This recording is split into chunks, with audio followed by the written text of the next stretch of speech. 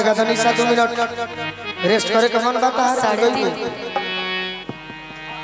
3:30 हो गया। अरे तुम इतना अच्छा गाती हो कि समय कब बीत जाता है पता ही नहीं चलता। ओ सच्ची सही में thank you thank you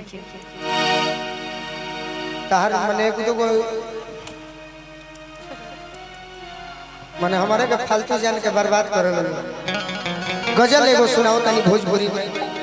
Hindi में हमारे गजल बाबा की केहू सुने वाला नहीं थे। जिसके घर आईना नहीं होता, लेकिन सोचने की भोजपुरी में कुछ गाओ जा मायना में। पति पत्नी सेज पर बैठल देखिए हर आना रोज हम गावत नहीं है वो धोती गाछल पर बैठा में फरवा मत सही झूठ का कहूं। हमरा में है वो कमी जानो चाहे खूबी जानो हम कोनो बतिया मुंह में कह दी।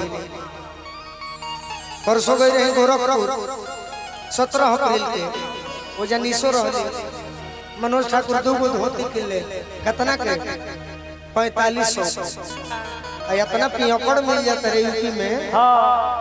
खाली कान में बोलावल चाहत से बिना मतलब के हम ना सुनब तो कहे सके घमंडी बात सुने में हमार दोनों धोती जियान हो गई। अब तारा खाके वो गीत याद आई बात देखी हो बचा दी हन कल से जींस कुर्ता में गावे के पड़ी। हमारे के जींस कुर्ता में कोई चिन्हबे ना करे। धोती कुर्ता में सब लोग जाने लगी बड़ी उम्र के बड़ हो बाकी उम्र हमार 24 साल भइल। नायक नहीं का तू कहे हमारा सेज पर बैठल बड़ी पहिला मिलन बा। मेहरारू अपना पियवा से लजातिया। पियवा सोचत रे कि आज हम ओ प्रेमिका के भिरी जाता नहीं जेकरा से हम फोन पर बतियौले बनी कभी पार्क में मिलन बनी, लेकिन आज शादी के बाद भेंट भइल बा। बाकी हमार मेहरारू लजा के का कहतिया ए राजा जी आज हमने के पहला मिलन के रात बा। आज है हमरा आज बड़ी लाज लगता। हम राजा जी से केंगा बतियाए केंगा बोली। ए राजा जी हमने के इतना साल से फोन पे बात करत करत आज भेंट होता। काहे राजा जी अभी तो हम नया नहर कन्या बने अभी लड़का बने तो हम इहे कहे आज भर रुआ छोड़ दी। अब भगवान से यह निहोरा करत कि आज सुबह मत कर। आज है चांद बस उगले रहे आ कब भोर ना होके दी। कितना निमन कहे गीत में कहती कितनी कहीं कुभर अरे अखिया बाबू गड़ा ले दो जब आइला घूंघूटा गिरल रहलू तनी कहीं भर अखिया गड़ा ले दो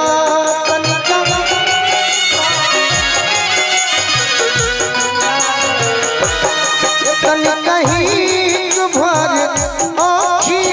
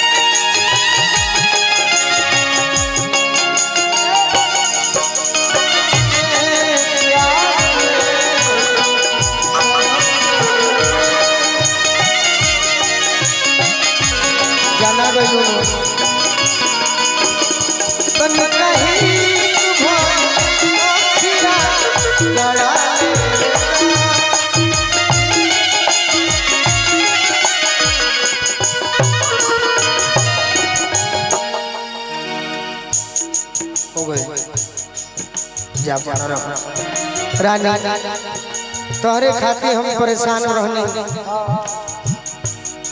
आज तहरा से कहतनी नेह अचर पीछा बैठो तनी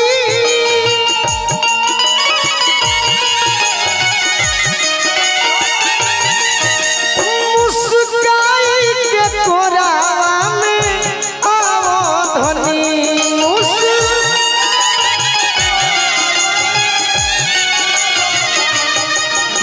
मुस्काई के कोरावा में आवो धनी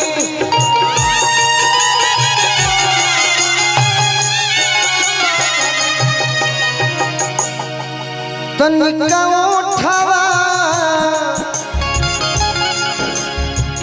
मैं उठावा सटा लेवे दो तनिका उठावा मैं उठावा सटा लेवे दो जो जो आइला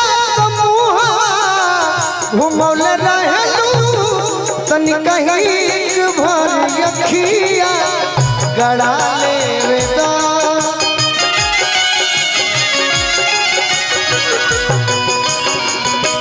अरे तनी कहीं भर अखिया गड़ा लेवे दा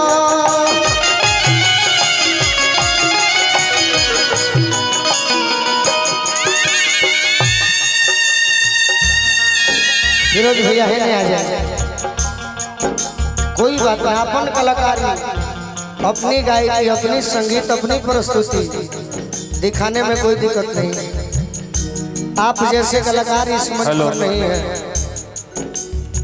आप एक आपके बारे में अजय भी अभी नहीं जानते लेकिन जब हम उनसे कहेंगे तब आपके बारे में जानेंगे कि आपकी महानता कितनी है कम समय में रानी जैसे कलाकार मंच पर है अपनी कला दिखाना है 2 से 4 गीत और होगा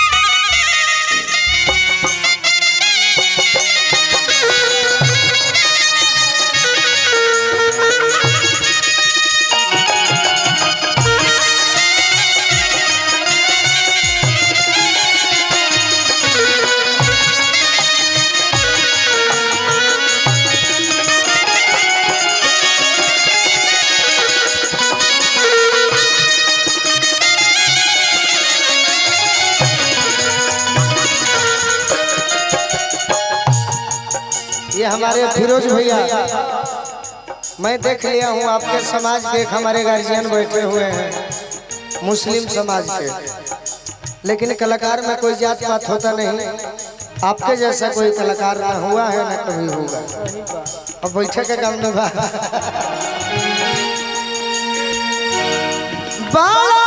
दिन से पियासल